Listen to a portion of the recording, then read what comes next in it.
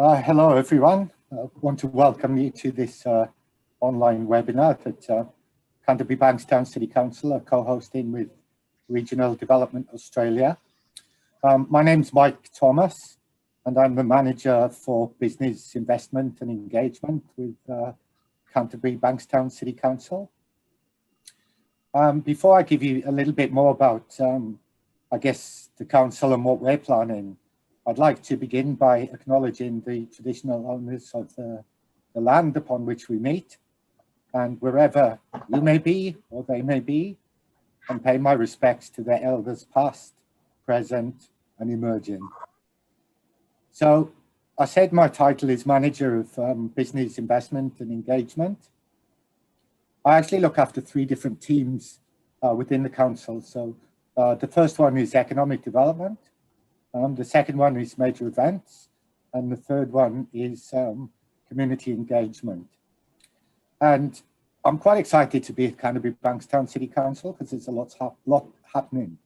So I'll just read a couple of things that I've noted that you may not know, because sometimes Canterbury-Bankstown seems a little bit off the map. It's not seen as, you know, a city worthy of recognition of some other cities. So we've actually got the largest population in New South Wales, and by 2036, we're expected to have a population of 500,000 people. We've actually got the second highest number of businesses in New South Wales. That's outside of the city of Sydney. Right next to the building where I'm sitting at the moment, work's just begun on the new Western Sydney University campus. And again, by 2036, we're expecting an additional 25,000 students to be in Bankstown alone. So we're expecting not just Western Sydney University, but as like other cities, other educational establishments will follow. And we're hoping to have a bit of an education, I guess, precinct within Bankstown. By 2036, we're expecting an extra 45,000 jobs across the local government area. We're expecting, and the government's already committed to $1.3 billion, and that's for new Lidcombe Bankstown Hospital. And we hope that will be based in the CBD. And of course, you know, with the hospital comes the allied health services and possibly a private hospital. So you put that together with the educational stuff, we see Bankstown as becoming quite a prominent educational and health-based precinct. Vicinity, which is the equivalent of Westfield, they've just put in plans for major development. They're going up in size to include more retail, commercial space, and also residential. We'll have a couple of new metro stations, which will connect us to the rest of the metro line and eventually to the Aerotropolis too. We've estimated that we have about 500,000 square meters of undeveloped land within Bankstown and Campsie, and that's for commercial and retail space. That's net space, so that doesn't include car parking space or, you know, landscaping or grounds work. So quite a significant amount of redevelopment there, because we really lack in high quality sort of office commercial space. We're developing a number of our streets to be just completely pedestrian and turn them into, I guess, vibrant day and nighttime precincts and retail places. We're planning to upgrade the state government's planning to upgrade the hospital in Campsie, and we're being a bit cheeky because we're targeting SBS and asking them to relocate into Campsie. And what we expect to happen there is that there will be a whole lot of creative industries that will develop around SPS, and it will become, again, a health and a sort of creative industries precinct. And we just started some early plans to discuss the development of an incubator, possibly targeted towards young people, women and migrants and refugees, because that's where unemployment is high in Canterbury-Bankstown. So we've just started those discussions, and I hope that they continue. We've got a partner he's got some money to put into it, so hopefully that'll go well. So lots going on, but I'd like to now introduce you to the moderator for today, and that's Therese O'Dwyer. She's the CEO of Regional Development Australia, Sydney. I've known Therese for many years. She's passionate about supporting business and economic development. So I'd now like to hand over to Therese. Thanks, Mike. It's wonderful. Yes, and thank you, Canterbury-Bankstown, great partners. So RDA Sydney is part of a national network of organisations that deliver or support economic growth, jobs creation, and investment attraction to our regions. And the RDA Sydney region is the 33 local government areas of Greater Sydney. So this workshop is one of the things that we do. We try and build capability of especially our SME businesses in Sydney, so that they can take advantage of the opportunities that are in place.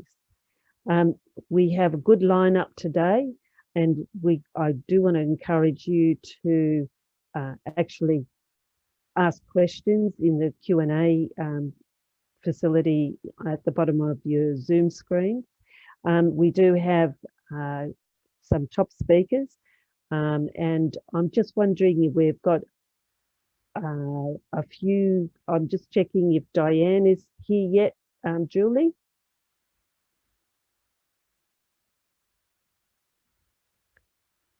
I don't think so. All right. What we might do now is introduce you to our first speaker, and we're really lucky today because we've got two local businesses that are going to tell their export story, and I think that's the best thing that you can hear. And they can give you some content about what it's like to be in the COVID world as well. So I would just like to introduce our first business case study, which is who is Joe Barca. And Joe Barca is the Managing Director of Barca Metals, and has had a long history in relation to exporting and a journey through that. And so I just want Joe to give his story, and I think you'll find it very interesting. Thank you, Joe, for participating today. It's much appreciated. And over to you. Thank you. Good afternoon, all. My name is Joe Barca. I'm from Barca Metals. We're a metal recycling company based in Chipping Norton. We basically process scrap metal and on-sell it to foundries. We've got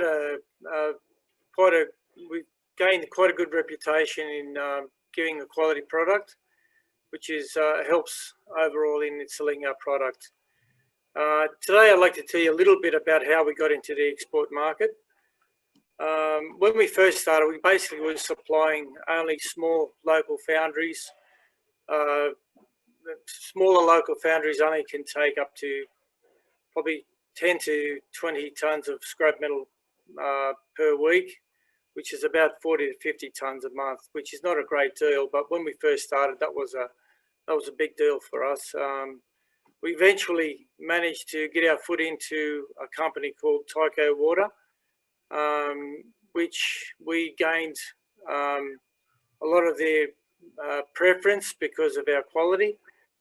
We eventually became their biggest supplier, and which helped us a lot in the local market, because we were a lot more competitive, because we could pay a higher premium for our scrap. But unfortunately, the government at the time introduced a carbon tax, which was pretty devastating for Tyco Water, which would introduce higher costs in running their foundry. As soon as they heard the news of a carbon tax was being introduced, they halved their production and started importing pipes from overseas to basically test the water from overseas, because this carbon tax was going to basically devastate their business. Within 6 months, the government confirmed that the carbon tax was going to be staying. So they virtually wound down their company and shut down the foundry. So during this time, we were forced to seek other markets. And our problem was that we were too big for the smaller foundries and too small for the larger foundries, like BlueScope. So BlueScope basically only buy larger volumes, and the smaller foundries weren't big enough to handle our supply. So that's how we basically had to get into the export market.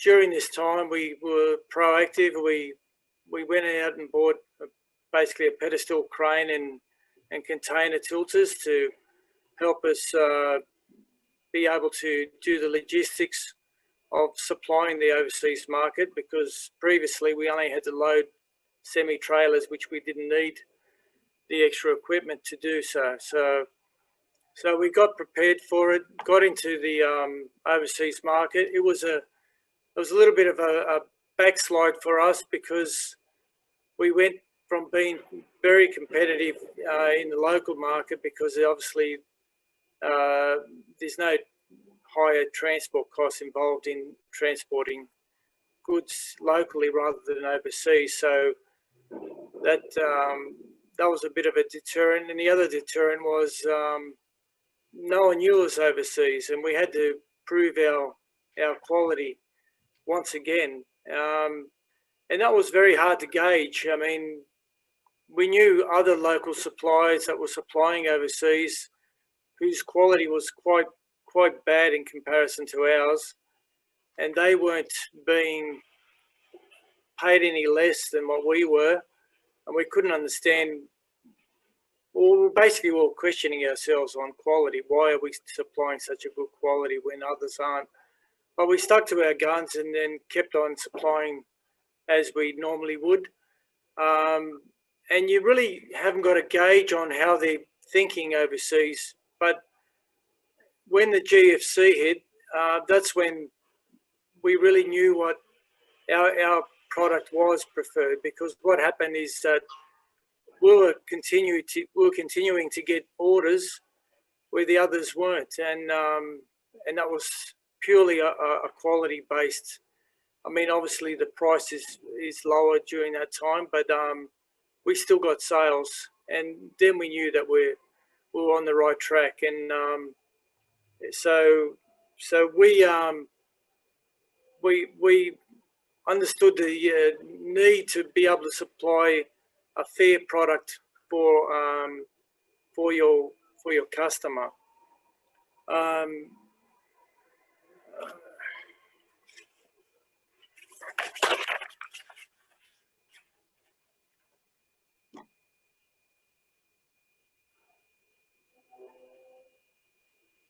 Okay, yeah. So basically, the advantage of us selling overseas too was selling to Tyco Water. We were supplying them between 500 to 800 tons per month, and we were relying on their needs on how much we actually sold to them. So some months they may not have needed as low as 200 tons, and other months up to 1,000. You know what I mean?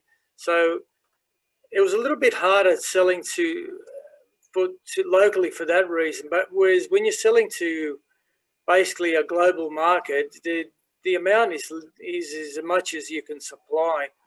So that's a big advantage of selling overseas. Although your profit margin aren't as much selling overseas, your volumes are increased. I mean, we've gone from 500 to 800 tons up to 1,500 to 1,000 tons, and that 1,500 to 2,000 tons. And if we generate more scrap, they'll take as much. So as long as your quality is good and you're in demand, people will always want to buy off you. so selling your product doesn't become a problem. It's buying your in-feed is the biggest issue for us. So overseas buying, although we didn't like it at first, it's been a blessing because we can increase our volumes and continue to grow. I mean, whereas Tyco Water, we were sort of stuck to a certain amount of volume, and which doesn't really help you grow. So now that we in the overseas market, it's become a lot better as far as that goes. And I encourage anyone to try and sell overseas because it's definitely it can make your business expand. And basically, when I talk about quality, I mean it doesn't mean that you have to sell a premium product. I mean, a premium. There's different grades of quality that you can sell overseas. I mean, depending on the price that they want to pay. So if they this, for example, there's different grades. Like a 80-20 blend is not as good as an 80-10 blend, 90-10 blend. But if you're selling an 80-20 blend, make sure it's an 80-20 blend and not a lower grade than that. So overseas, you think others think they can get away with a lot, but people are always after a quality product, a fair product for a fair price, and that goes for any country basically. Yeah, that's all I've got to say. So thank you very much for your time. Thanks a lot, Joe. That's good. I mean, the message there is that just the way you said that, it was like the size of the market is so much bigger. Yeah. If you go, you know, where you got locked into a contract and it can go sour for no reason attached to what you're doing. So good message. The next person that I'd like to introduce to you is John Shanahan, and John is the CEO of Pyrosales. And I think that it's an interesting story that John's got to tell, especially around COVID time too, and the impact that's or positive or negative on what's happening with his company. So I'll hand it over to John. Thank you. Thank you, Therese. I'll just share a screen so that sort of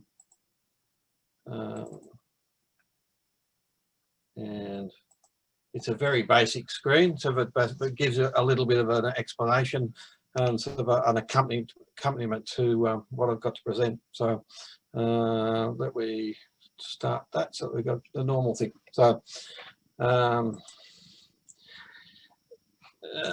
Pyrosales is a manufacturer of industrial thermometers. That's probably the easiest explanation that sort of I can give that sort of doesn't confuse people. So if I said that we made thermocouples and RTDs or other things like that, so that most probably wouldn't be clear. But industrial thermometers most probably gives a reasonable thing. And so if we supply to industries from steelworks to glass plants to backyard pottery kilns to anywhere where you want to measure temperature or control temperature, we have a primary sensor that sort of goes into it. The business was founded in 1974, and moving into export market was a natural development, as several of our customers had interest in or supported operations or distributors outside of Australia. The main thrusts were most probably companies like ACI Glass, who made the bottles for the glass industry, and Honeywell, sort of, who had a very strong industrial base sort of here and sort of throughout Southeast Asia, and basically sort of had controlled sort of the sales throughout Southeast Asia. ACI had operations in Southeast Asia, in Indonesia, Papua New Guinea, Malaysia, Thailand and New Zealand. And many of the Honeywell offices that were supported or reported to Honeywell in Australia, so their distributors were supplied by Honeywell, who in those early days had a manufacturing facility. In the early 80s, Honeywell decided to get out of manufacturing and sort of basically handed over their business of that manufacturing to Pyrosales. The distributors that they had sort of basically ended up as customers of ours from Southeast Asia. And likewise, as the main supplier to the ACI group, we developed an export business supporting the glass plants that were controlled by ACI in Australia. Back in those days, and a bit before that I joined the company, sort of, we were introduced to the support networks of export, and so there were some claims done for the export market development grant, which the government has set up to try and sort of give support to people trying to do export. But unfortunately, sort of, I think the initial claims were only small, and sort of and we really didn't take full advantage of those that support the government was giving. And the fact that there's only 7 and now only 8 sort of claims that you can do sort of limits the amount of time. And sort of by the time that I sort of took over the company, sort of we only had 2 or 3 left to use. But we certainly became aware that sort of the government was supporting people who wanted to do export. As the company grew and the Australian market declined, certainly sort of in the manufacturing area and generally sort of because of a move towards globalization, we started to investigate expanding into our export markets that were already developed. We utilised Austrade and looked for potential markets for our expertise, and through their assistance did a marketing trip to India to investigate sort of potential customers. As it turned out, we ended up with suppliers, not many customers, but so that we at least tried. Our association with companies like Mount Isa Mines saw us develop further our export presence as Australian technology was sold overseas.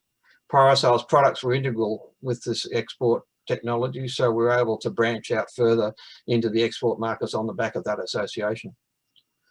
I joined in 1987 and bought the company sort of from the retiring owner in 2007.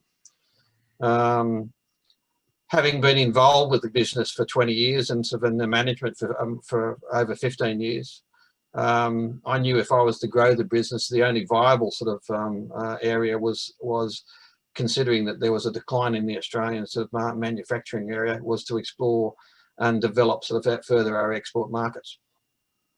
This became a major focus of mine. Traveling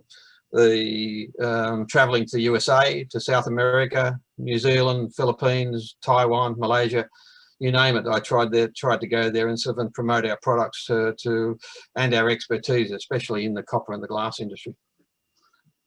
This finally culminated in me setting up a company in the USA, which is still in presence today. Fast forward to 2019. I don't think we were ever prepared for what was going to happen. Fires, floods, then COVID.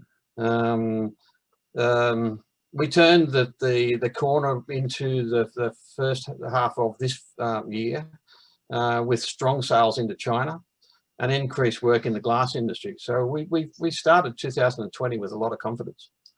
When COVID hit, it changed the way we approach business. Fortunately for us, we were not part of the shutdowns. However, it meant that I had to go into a weekly monitoring sort of sales to attempt to get any sign of downturn or change in the business. Very, very uncertain times in those first couple of months. But our sales in those first couple of months through COVID sort of were exceptional. So I don't know, I can't really say that it was on the back of things because of COVID. It was things, there was certainly some things like there was some insurance orders for making sure people were able to do business, but sort of, but we had a really strong order book through that time. So initially I had sort of a lot of confidence of saying, oh, we're going to be right in all this. But most of the material that we use in our manufacture is imported from overseas. So here's the challenge. No planes, very little sort of traffic into Australia, no space, no capacity sort of for sort of to get things here. So it changed the landscape of the whole thing that sort of we had to do, and we had customers sort of that were relying on us to supply things. So during that time, we had a 50% increase in export sales in those the first 2 quarters. So it would appear that the industries and the countries we were supplying to sort of were apparently unaffected by COVID.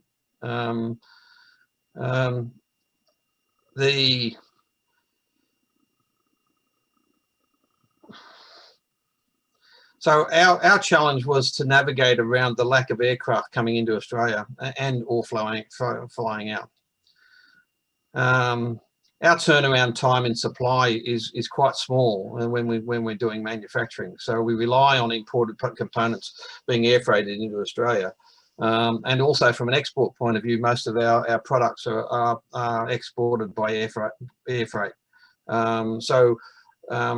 This became a common problem so that there was no cargo space. So if we had to try and do and find ways of ensuring that so that we could either produce, get material or deliver. We did consider some sea freight, but again, because of the short time cycles in what we do, sea freight is not a viable option for us.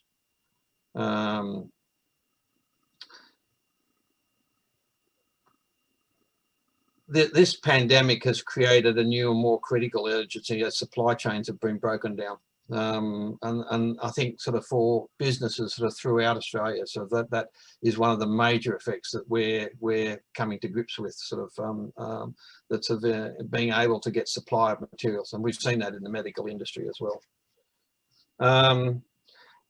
If you look at sort of the results, the final outcome is that if we actually had a 30% increase in our over the year before. So we survived certainly through the initial stages of COVID, and sort of have come out pretty well on top.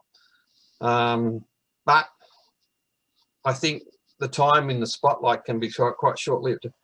And since May, we've seen a considerable downturn in the whole marketplace. I think this is fueled by an economy going into a recession, a workforce artificially propped up by JobKeeper and JobSeeker. And I don't think we've seen the full effects that sort of the resultant wind down in cash in the economy is going to have. So, I mean, the traditional ways of maintaining an export market has always been to go and visit your customers and establish those personal relationships. And unfortunately, that's gone out the window. So we now have to rely on sort of working our established networks and using the internet to promote what we do. So we've survived it. We're still on top, but sort of the expectations of what sort of may happen sort of in the short term sort of are still sort of pretty vague. So thank you. There's some of our products and industries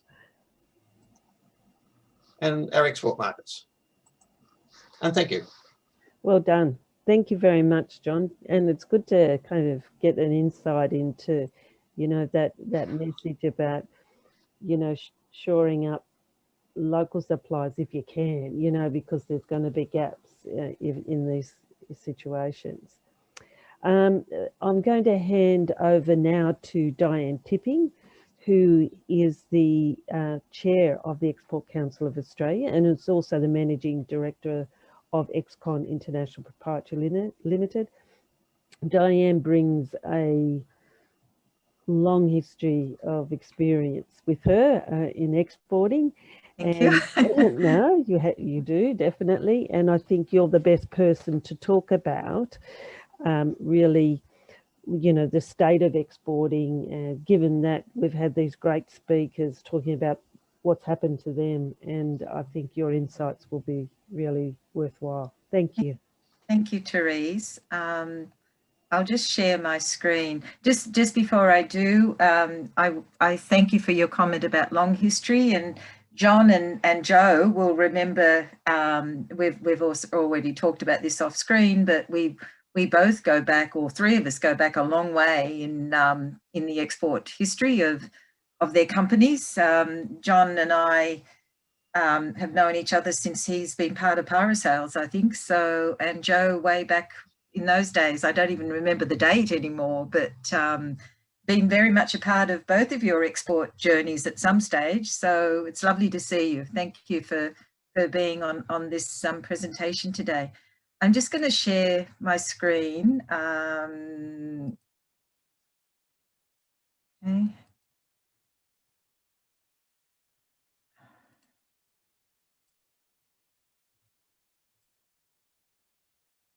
Sorry, a bit slow today.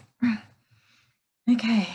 All right. I wanted to start off with a couple of things just about the Export Council, and then I think Therese quite correctly talking about COVID-19 is very important today. Very important to consider, where do exporters start, or would-be exporters start? Where do they go, and what's the way forward? So the Export Council was established. It's a peak membership body, and it was established 65 years ago to assist exporters, and it was a very different feel about exporting then. It was a new adventure for a lot of people, and it was about reaching the big world, and it was about learning how to do the processes of exporting.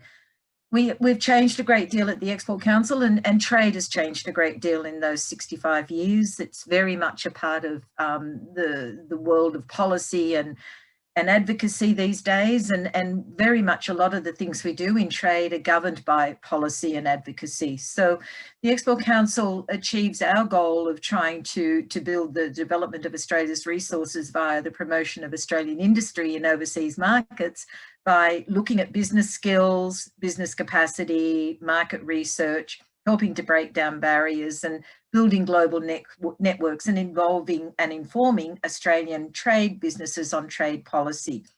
So we have a number of pillars, if you like, for our business, and we have ECA Edge, which you can see there is enhancing ECA's influence with governments and engagement in global forums, extending our services, expanding our role in domestic deliberations, and proving and providing ECA members with premium participation in activities. We also have our trade policy and research area, and we have a great deal of research we're very proud of, where we do the Australian International Business Survey with Austrade, and at one point with EFA. We have just actually published today some research that we've done with IP Australia on looking at how IP works or doesn't work for a lot of Australian exporters in a number of countries, and it's a very interesting research document, and should be something I think that a lot of companies read to understand how other companies have handled their IP requirements in other countries. It's a lot more than just IP. It's understanding how IP works and understanding the countries that you're exporting to. So that is something that's on our website. I'm very happy for everyone to have a look at that research document. We have our business and membership development, which again is to build global networks and to break down the barriers to trade. And I'm very proud to announce that we have also just been involved in the Australian sort of changed export awards, which is a new way of looking at it for this year because of COVID. It's not recognising exporters in general, it's recognising the resilience and challenges that exporters have had to face this year. And the nominations closed on the weekend, and we're now spending a great deal of time going through the 342, I think it is, there might be a one out here and there, applications that have gone onto the platform. So some of the stories that I've read and some of the stories I know are very heartwarming and really interesting to understand how companies have tried to come through the COVID-19 timeframe, if you like, and how they're looking at where they go in the future and what they can do to continue to trade. I'll be very clear and state that, you know, we need to trade, we need to build our economy, and trade is one sure way of doing that. So We can't just, hope that all this goes away and that trade will go back to normal. We have to now learn to live and work in this system and build up our strategies and ideas on how to go forward.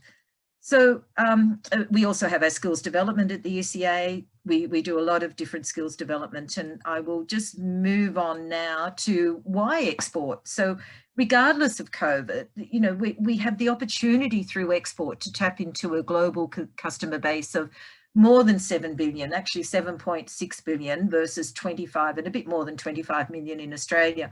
The world is large, and our opportunities are quite good, very good.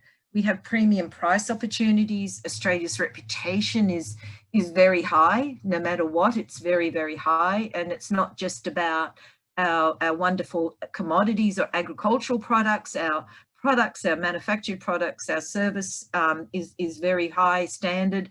We have high Australian standards, not just in the products that we tend to be known for, which is the agricultural, minerals and energy, and tourism and education. We have a lot of other wonderful products out there, similar to the things that John does and Joe does, that are general products, not high. Well, John's, yours are quite high manufacturing level, but they're very important and very good standard and need to be sent to the world. And I know the work you do, and it's very important.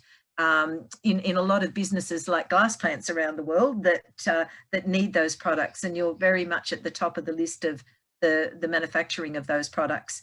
A demand for technologies around the world. We have a very high standard of technology capability in Australia. Our med tech, our biotech, our mining tech, all of those things, health tech. We're world renowned for our technology ideas and capacities. So we have an opportunity to really be a big player in the world. We need to put our head down and do more to do that. We have 14 FTAs with 22 countries. So we have an opportunity to deal quite competitively with a number of countries in the world.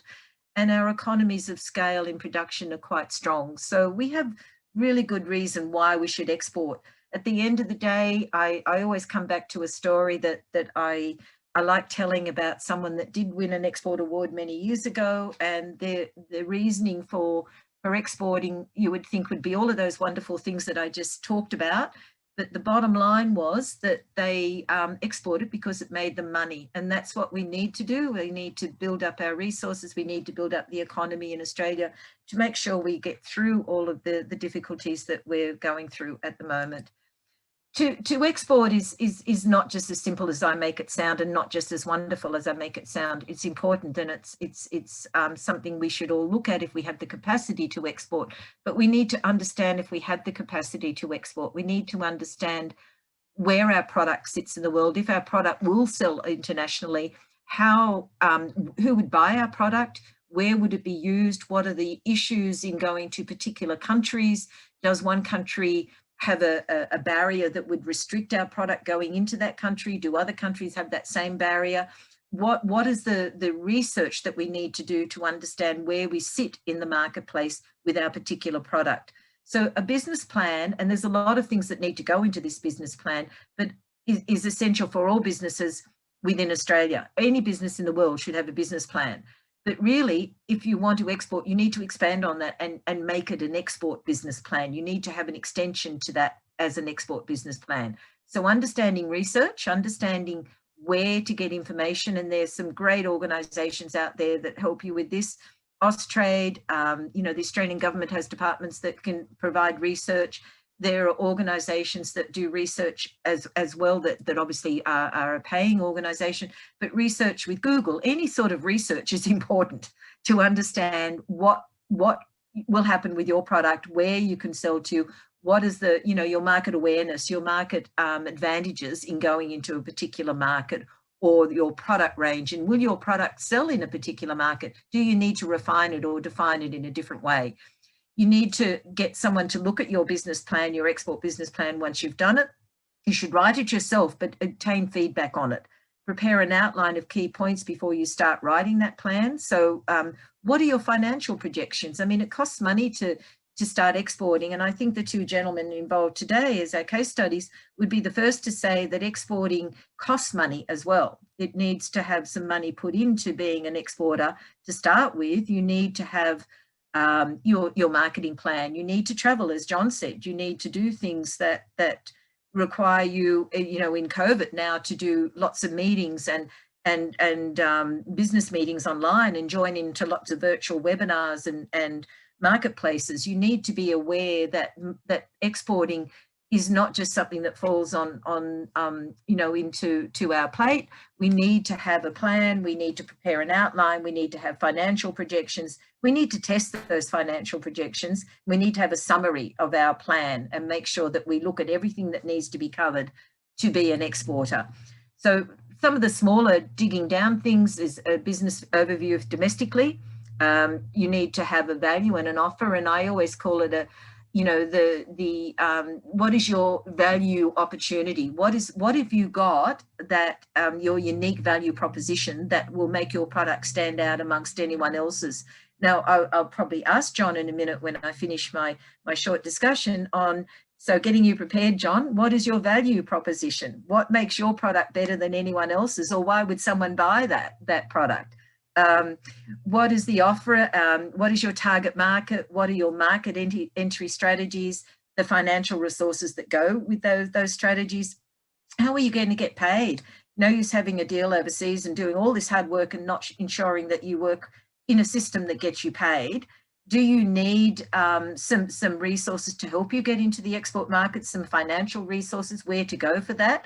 And that might be something that that Charith will talk about, and Sunny and Stefan.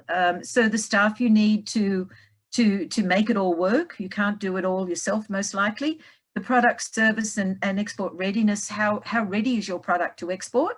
And the regulatory requirements. So I talk about the poor little carrot going overseas. There's a lot of countries that won't take Australian carrots because we don't have the regulatory requirements in place to make that happen between our countries. Now, carrots are fine and they're edible, and Australian carrots are very, very good, but it still doesn't mean they can go to every country in the world. And that applies to a lot of different products, not just commodities. So it's very important, and they're the things called non-tariff barriers that free trade agreements can't cover off on until they're negotiated separately under separate arrangements. So free trade agreements give really great positioning of deals between countries and arrangements between countries on services, IP requirements, technology, tariffs, but not every free trade agreement, and no free trade agreement covers all the different protocols and things that need to be in place for commodities, for instance. So there's a lot more to it, needing to understand how the export market works, needing to understand you know, why a country does this requirement or doesn't do this requirement, why this one will do it and the other one doesn't, needing to understand how goods get to market, how to pack, how to, you know, to do the documentation. Really important about documentation. I've just come off a session with SA Government, and they're learning about even the very basics of documentation. It's important to understand that export documentation needs to be exact. It needs to be legally correct. It needs to be information that a buyer and the customs in that other country can clear the goods on and clear with satisfaction and correctness. So, and going further here, protecting your brand and effective contracts, all part of, as I said earlier, about understanding the IP, and really encourage you to read our IP research document on our website. So there's a lot of things there. I've put here a lot of the government businesses and agencies, but Stefan will talk to this a bit more, and Sunny will talk a little bit about the EMDG and things that TradeStart will offer. I just want to go back to the very first points that I was talking about, and that is, why do you want to export and why should you export? It can build up your business, it can build up the economy in Australia. It's good for Australia, it's good for you, and it makes money. And if you do it correctly, it will make money. It's just a matter of doing it properly, understanding the rules and regulations, understanding the market, and understanding where to go for help to help you along that journey. So thank you, Therese. Thanks, Dianne. That was great. I think what we'll do now is have Sunny and Charith, and then I'll call on you to moderate the panel discussion. Thank you. Okay. So our next presenter is Sunny Kwon, and Sunny is the Trade Start Advisor who is located within, doesn't make sense, located within New South Wales Treasury. So she's actually going to give us a bit of an overview of what she does, but also about the scope of service offering that the New South Wales government can give to those that want to export. So I'll hand it over to you, Sunny. Thank you. Thanks, Therese. Hi, everyone. I'm the Trade Start Advisor for Sydney South. And as Therese already mentioned, I am double badged, so I work within New South Wales Treasury and also deliver the Austrade client services work. So that also means that I have capacity to access the services provided by both entities, federal and state government. And I guess that's what makes the position a little bit unique. If I mention what we could do under the Trade Start, Trade Start is a network within the Austrade's system. So Austrade at the moment has all of the client, individual one-on-one client work service through the Trade Start advisors nationally. So there's, I think, 35 of us nationally. And we work with SMEs to make sure that they are supported through the export journey.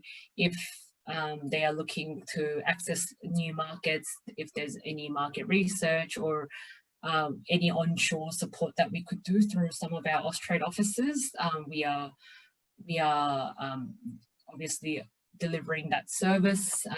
It's also essential at least on my end, to mention that because Austrade is the Australian Trade and Investment Commission, some of the offices are trade-based and have business development managers that could assist in developing your business for your product per se, and some of them are investment-based offices. So the investment-based offices work on attracting foreign direct investment into Australia. So if you are looking to go to those markets, we do have limited resources in those markets, but we can work with either the state government or some of the referral partners in those markets. I guess some of the common services that a lot of the SMEs get from us, it's export capability and readiness, building export knowledge for particular markets, any skills and capabilities we mentioned. I think Dianne mentioned unique selling points. So deriving unique selling points given your capacity and your capabilities, we could assist in that, and any connections to overseas office-driven opportunities as well. And we do service tailored services that are one-on-one business matching and partner searches for that particular market. Now, while I'm on the topic of Austrade, I thought I should mention the Export Market Development Grant. So the Export Market Development Grant is a financial reimbursement run by Austrade. As much as there has been some news about a new EMDG package coming along, that is still pending, and until the end of this financial year, it is still the program that has been continuing for the last couple of years. A business could have up to 8 applications, minimum application being $15,000 and up to $150,000 of reimbursements. So any further information on it, I will send it across with through to Therese, and you'll be able to get it at the end of the presentation.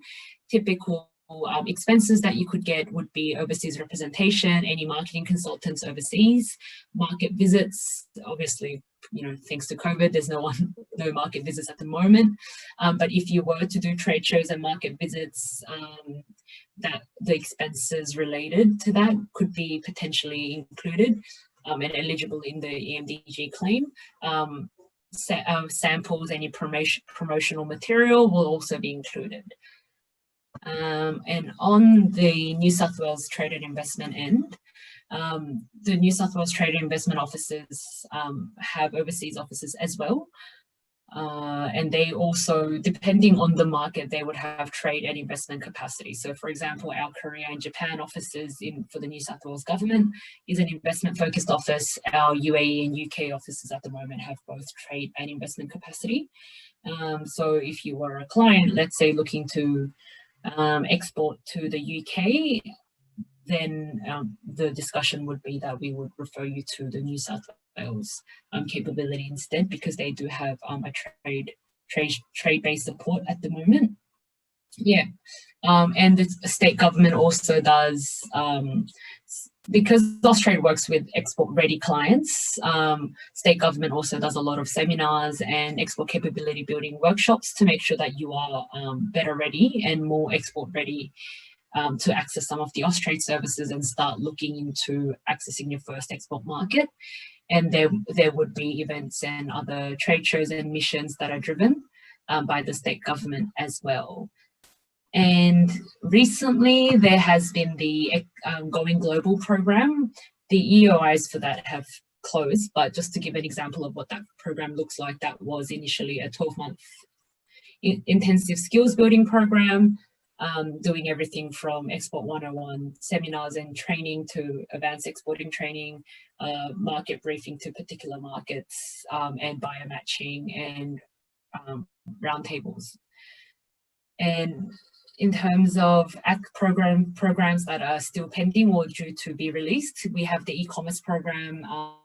The details for that are due to come out soon.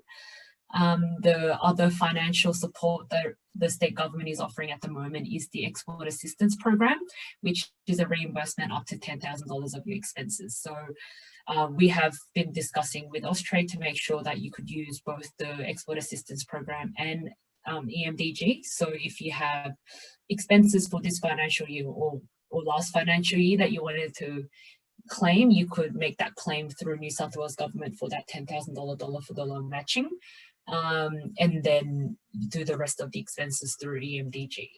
And also because the Export Assistance Program is available for all the eligible exporters, for those of you that have already absorbed all the 8 applications through EMDG, you might be able to access some funding through the Export Assistance Program.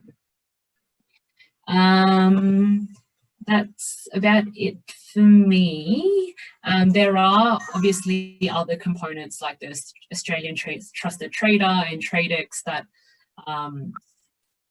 other departments do support and supply for exporters, and any information about that we could cover in Q&A, and it will be in the slide deck as well. Thanks a lot, Sunny. That was really good. And Sunny will join the panel discussion, which is coming up soon. But firstly, we're going to hear from Charith, who is the Director of Business Development, ACT New South Wales, Export Finance Australia. So I'll hand it over to you, Charith. Thanks, Therese. Let me quickly share my screen.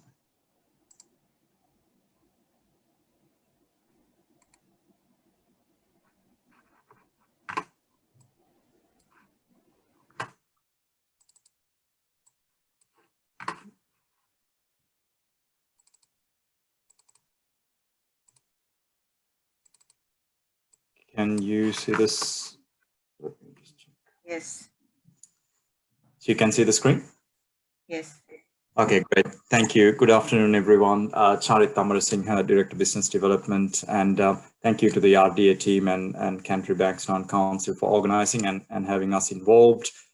So let's assume that you have taken on all the great advice that Dianne and some of the tips that Sunny spoke about. And also you used Joe and John's story as inspiration, and you've gone on to conquer the big world of, or the world of opportunity beyond the boundaries of Australia, and secured your first export opportunity or a contract. And now to the small detail of how do you finance that export contract, assuming you're not getting a deposit or a payment up front, which is always not possible, especially if you're dealing with a much larger customer at the other end and you're an Australian SME trying to win your first contract. You may, as a first step, go to your bank, but again, depending on the level of security that you may be able to offer, the level of borrowing that you can get from your banks might be limited. So what are your other options in that scenario? Do you say no to the order just because you can't fund it up front, or do you find other alternative mechanisms to finance that cash flow gap? So this is where Export Finance Australia could potentially assist. We are another form of government support that has been set up and been operating for the past 60 years, dedicated to helping Australian companies obtain finance in order to secure and execute on export opportunities. So I'll briefly cover at a high level what our mandate is and how we operate. And then over the next couple of slides, I will cover the type of support we offer and also some COVID-specific assistance that has come about in recent times. So firstly and foremostly, we are the official export credit agency of Australia. A lot of industrialized countries would have an equivalent to Export Finance Australia, usually with the purpose to help its own industries and businesses to expand overseas and win more export contracts. Similar to Australia, which most of you would be familiar with if you have looked into export or if you're already exporting, we are an agency under Department of Foreign Affairs and Trade. However, the main difference between Australia and us is that we operate on a commercial basis independently of the government. What that simply means is that the type of finance that we provide carry commercial terms, and we do assess them on a commercial basis. However, because we are owned by the government, we can take on a bit more risk than some of the commercial financiers or the banks out there. So for example, we might not be too focused on, or we might not require your residence or property as security, but instead we might rely on your track record of delivering similar contracts to provide funding. There are other criteria that apply, which I won't really go into too much detail here. So with that mandate, the role that we play in the finance market is very much complementary to the banks. So in fact, in certain circumstances, we work in hand with your bank in order to facilitate the type of funding that you may require in order to execute on an export opportunity or expand into an international market. So the type of situations that we get involved in could be quite broad. The most common scenario where we get involved is to help an Australian company secure finance that it needs to export a product or service. These could be products that are made in Australia, which is great if it is, but it could also be for companies who may have Australian IP but have it made somewhere else and then exported to a third market. As long as it is Australian IP and the profits are captured here in Australia, we could potentially look at helping those businesses. And they could be exporting via the traditional means, a shipping container or air freight, or it could be a services export that you deliver in the form of intellectual exports or software, or simply sell on e-commerce.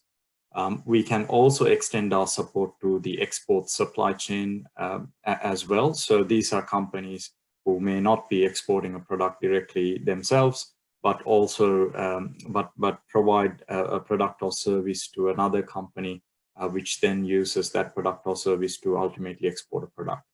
The most common example I quote is mining services. So if you're a company that has some technology or equipment that is used in the mining industry that is integral to the mine operator to dig the resource out of the ground or process and export, we can potentially help your business as well. The third type of business that we could help, or the scenario, is Australian companies looking to set up overseas. John spoke about how they had to set up an office in the US in 2009. So similarly, if you're an experienced exporter and the next natural step in order to grow export is to have a physical presence in another market, whether that's 2 people in a serviced office or much larger operation or warehouse or a distribution capability, we can potentially help with some financing some of that as well.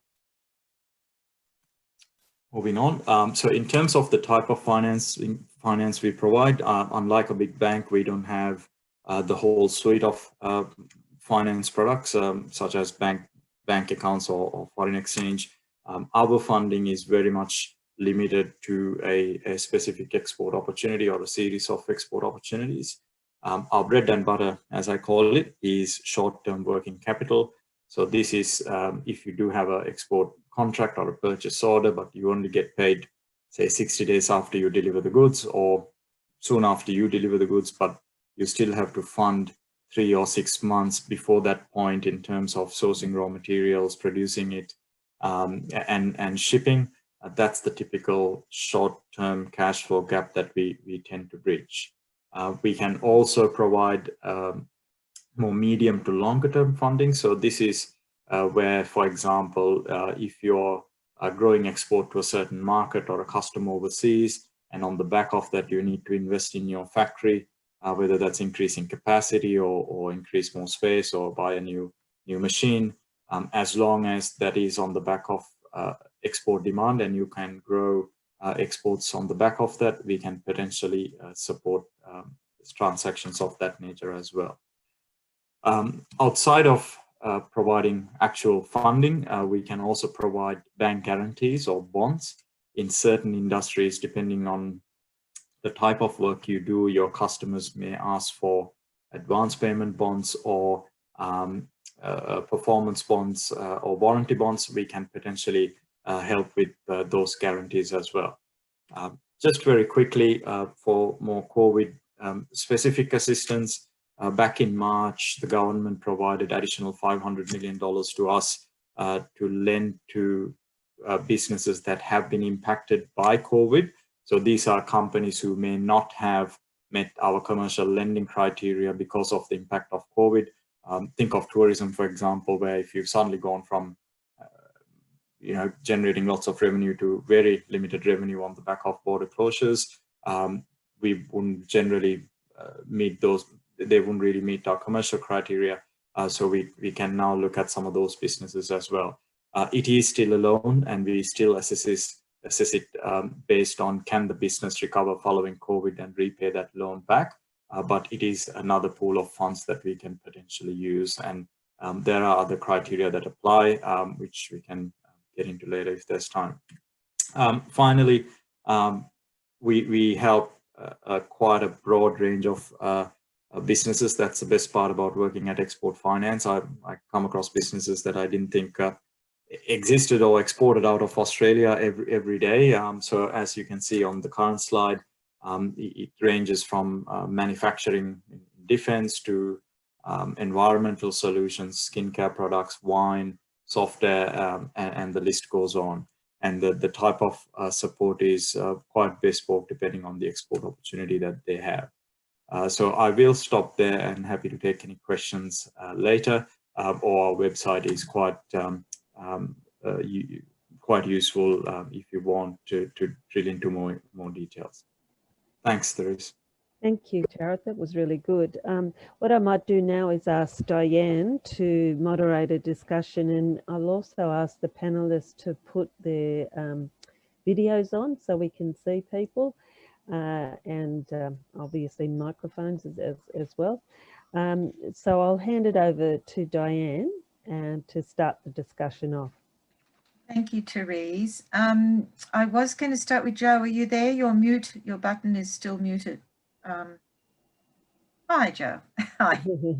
If I can start off with you, I listened very intently about your challenges and some of the challenges that you had with a particular customer and so forth.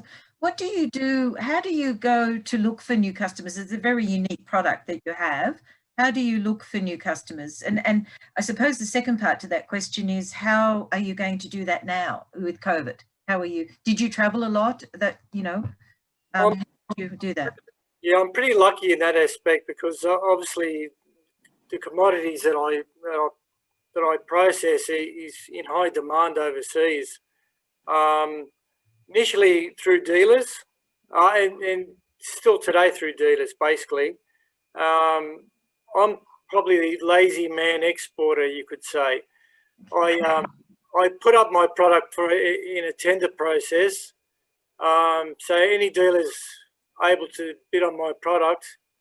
And I've been told by the dealers the only reason it works is because my quality is good. Otherwise, it wouldn't work at all. No one would be interested in tendering for it.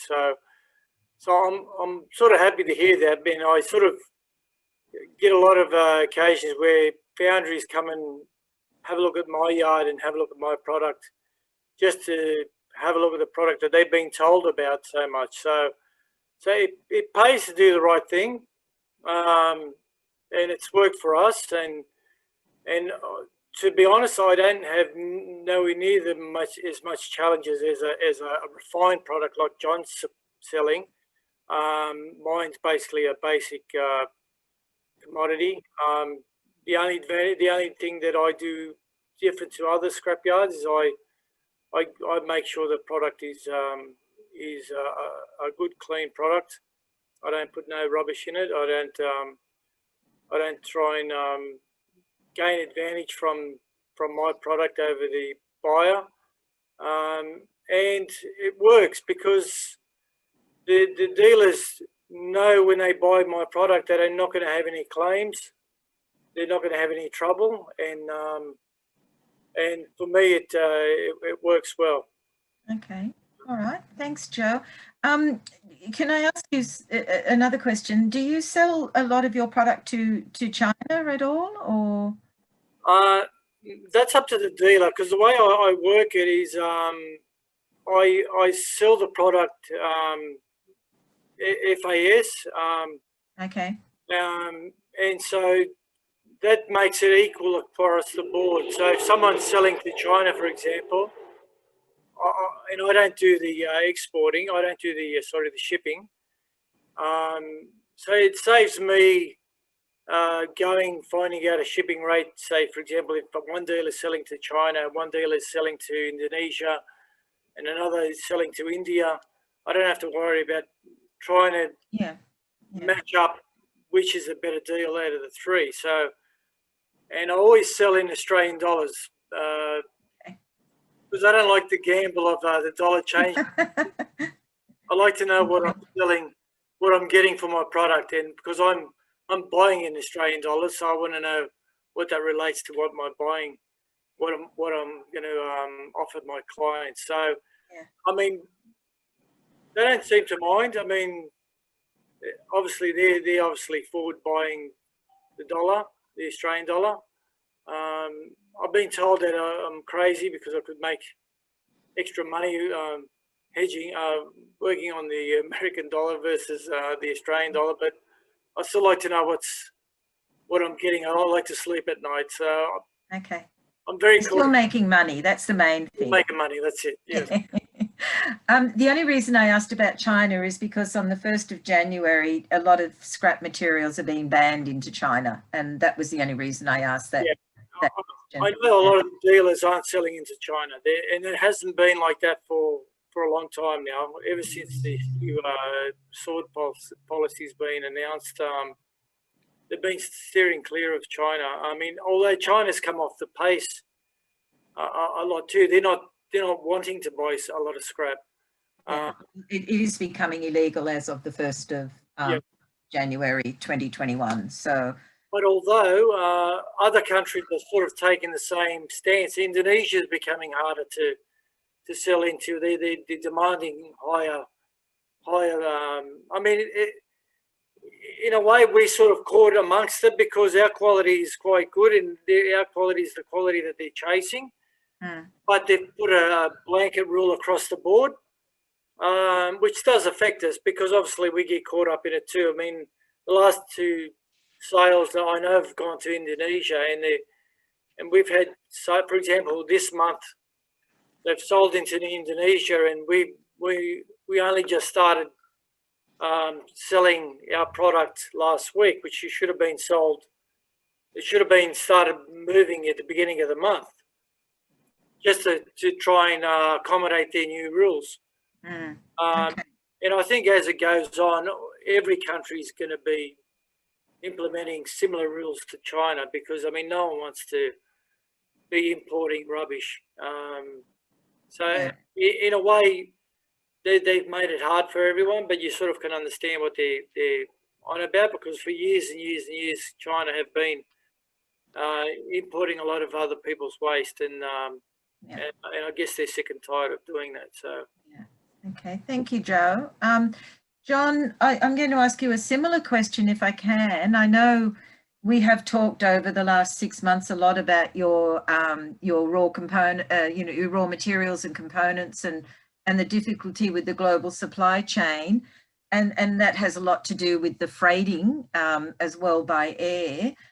But have you looked at other opportunities to source your materials from other places as well, and look for alternate supply chains? I mean, the whole world has a problem, but some places are working better than others, and that applies to exports as well.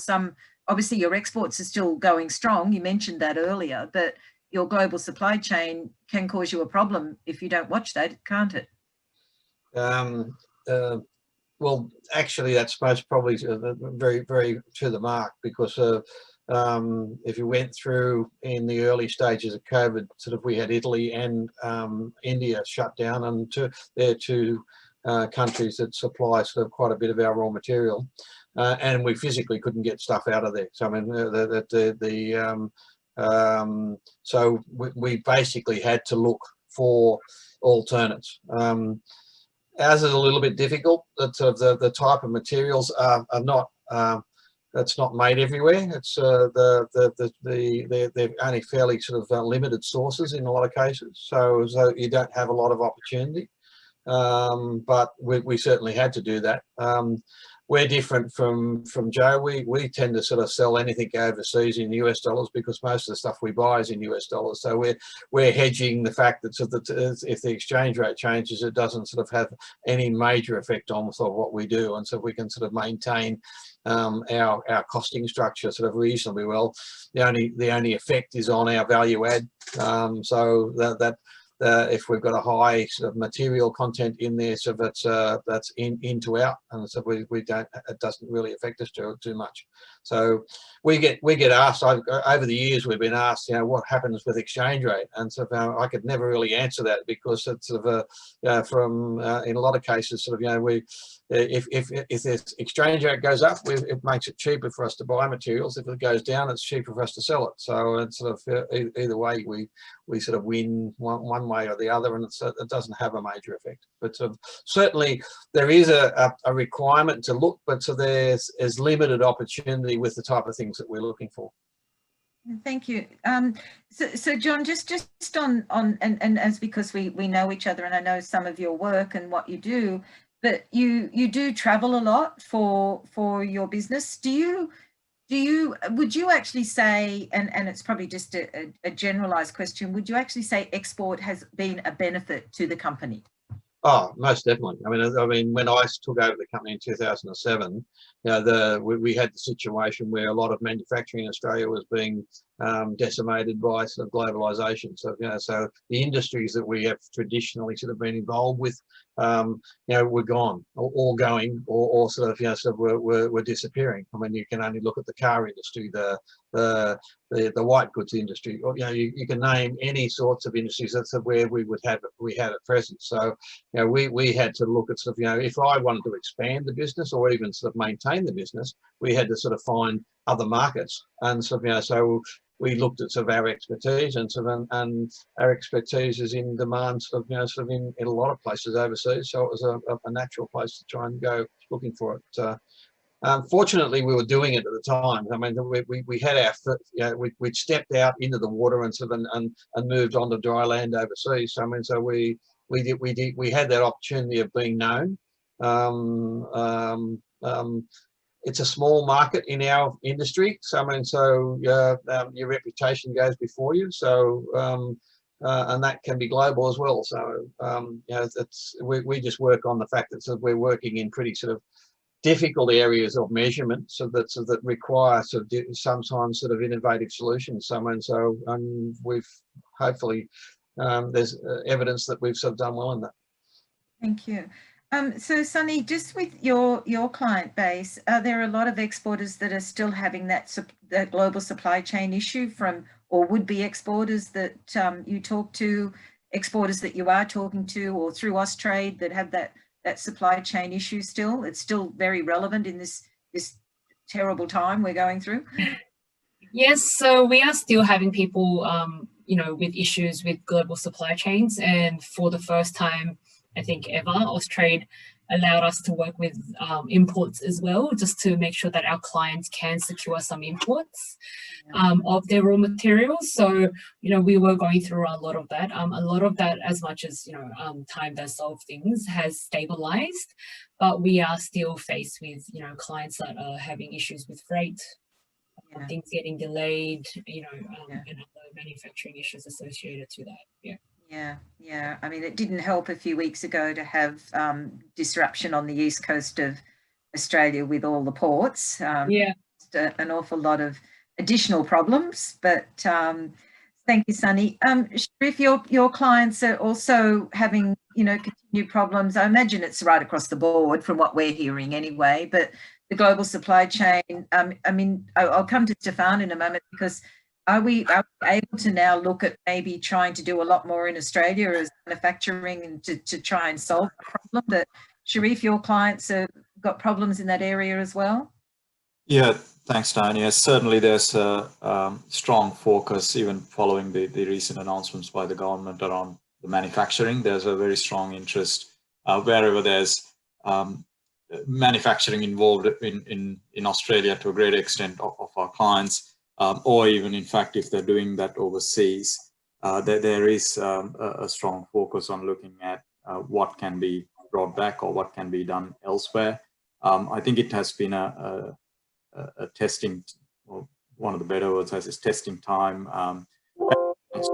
We had customers who came to us and said, look, there are certain suppliers in a certain market who are threatening to sell our products at a local market if you don't pay on time, but at the same time we are not being paid by our customer. So I think it has been a few months where it has tested the relationships with the suppliers, or we helped our customers to identify who the suppliers who stand behind them. Yeah, so it's quite broad. Depends on the product. And the product and the market that you source it from and supply to. So yeah, it is mixed responses, but it is across the board. Yeah, we're hearing, you know, the global supply chain has flattened a little bit, but it's still something we would encourage. And most exporters are importers of some raw material, particularly in the manufacturing capacity area. We would encourage some sort of, you know, deliberation on looking at alternative supply chains, at least, just so that there's this problem doesn't keep getting worse and worse. And Stefan, I know that you're going to close down the session today, but just before you do that, I know that Ausindustry has a lot of information about the manufacturing part of the budget. Is there anything you want to tell us in you know, just a little bit of snippets about that, where it may help manufacturers to bring, or importers to bring things into Australia, or exporters, let me rephrase that, exporters to actually have things made in Australia going forward? So it's a good question, Dianne, and as everyone heard here, between us on this call and everyone that's listening, yes, the government's allocated about $1.3 to $1.5 billion to help manufacturers in Australia. Some of you may have heard about the Manufacturing Modernisation Fund, which went out last year. They're having another round of that this year to improve, or to give the potential for asset purchases to be more competitive. So that's going to come out again before Christmas.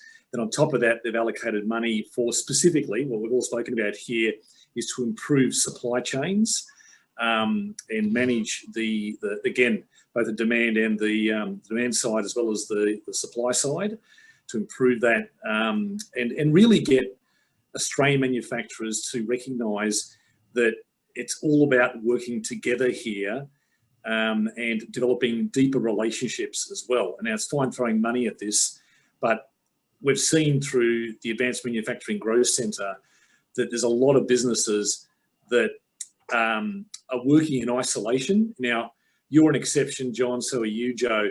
But there's a lot of manufacturers that just do not communicate with each other.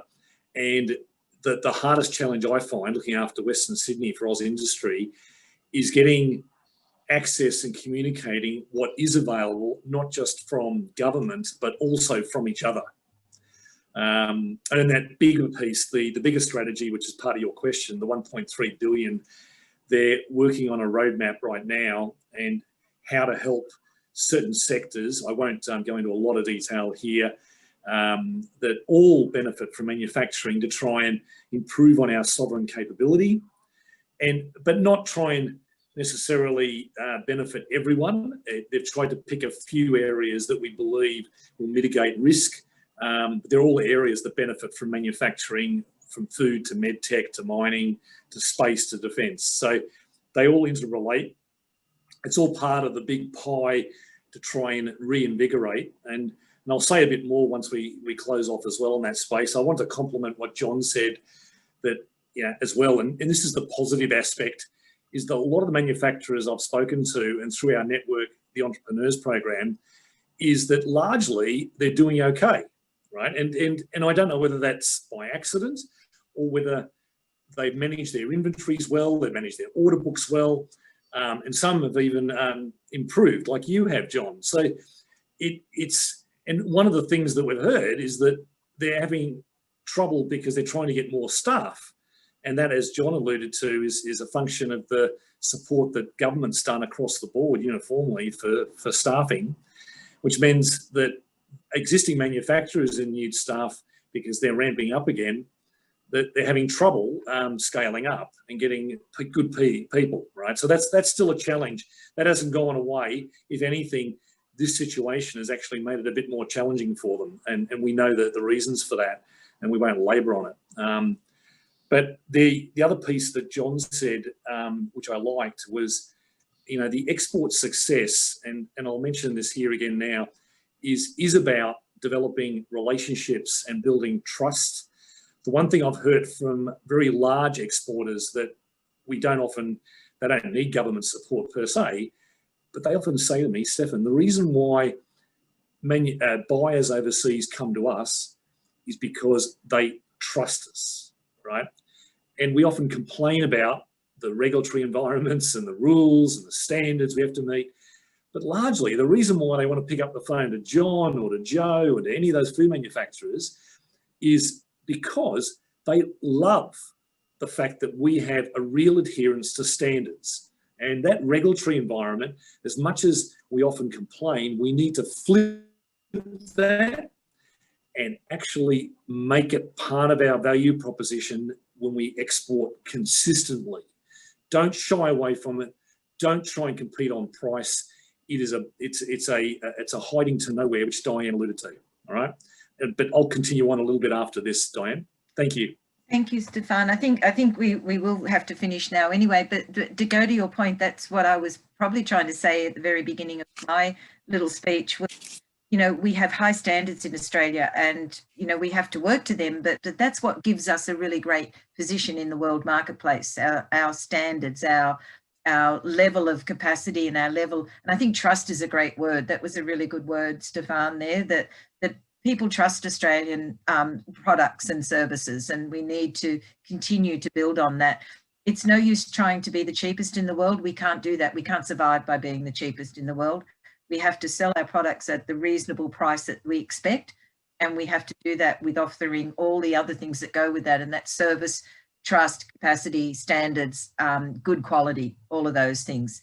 Thank you, everyone, but I'm going to hand over to Stefan to finish off, if you don't mind, please, and if you could do also the vote of thanks to everyone for me as well, Stefan. Pleasure to do that. Thanks, Dianne. And just to really recap and then chime in what Oz Industry does. You've had a good introduction by Sunny on Austrade and Charith on where Export Finance Australia fits. But if you think Austrade deals externally to the country, and AusIndustry essentially are here just to help businesses within the country. And a lot of it is about establishing businesses and getting them on this journey from, you know, everyone has a brilliant idea and a brilliant product in their mind, and they're solving a problem locally and ideally internationally, but then they're looking for support, they're looking for the networks. The government has programs, you know, right at the R&D level. I won't go into all of those here because we're short of time.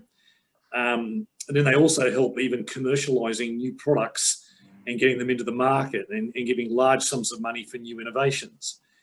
And the one thing we often assess a business on, why it's applicable to export, and I've had this question put to me, why do we value export so much, is that typically if you're solving a problem which addresses something with a product that is beyond our shores, your likelihood of success is infinitely greater than just solving it for domestic market. And most of the financing models, the venture capitalists, the government, we have to look at that because we are only a very small island with a very small population. And if you want to solve problems beyond this shore, that is a better opportunity, as you said, Dianne, to make money, okay? On that journey, as businesses start, we also have access, which I know both Joe and John have taken advantage of under our entrepreneurs program, is getting access to real expertise. And this is the expertise that gets you ready for export. You know, everyone starts a business and they go through this journey and wrap a business model around it. We help them with that. And then they start having a business and they think, well, why are we starting to lose sight of where we're going here? They get excited initially with some sales, but after about 3 to 5 years, you know, as John said, if you don't go beyond these shores and you start working on the business and not just being a great craftsman on the product, you will not continue to grow. In fact, you may not even have a sustainable business. So you've got to continue to innovate and continue to look for new market opportunities. And you've got to do that all the time. That doesn't stop. These advisors that you engage with under the Entrepreneurs Program, and you can get lots of detail on it by typing Entrepreneurs Program on business.gov.au, will help coach your business on every aspect of your business to make you really competitive, not just locally, also offshore, okay? And back to Dianne's point, which is really important for everyone to hear, is do your homework, do your research locally, internationally, be patient. It takes sometimes years to get into markets overseas, not, you know, just putting it up on, you know, Alibaba and expecting to start sell products.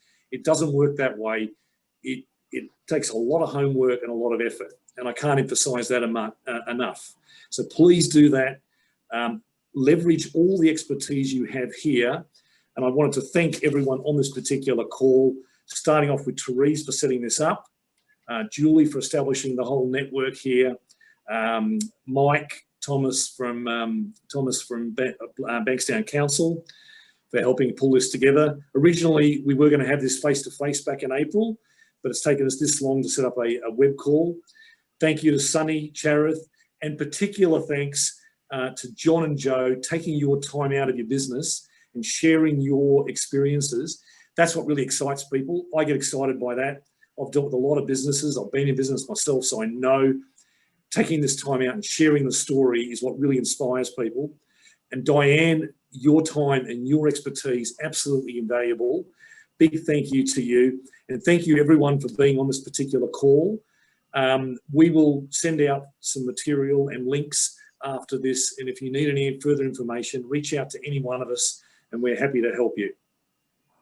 Yeah, thank you. Thank you, everyone. Thank you.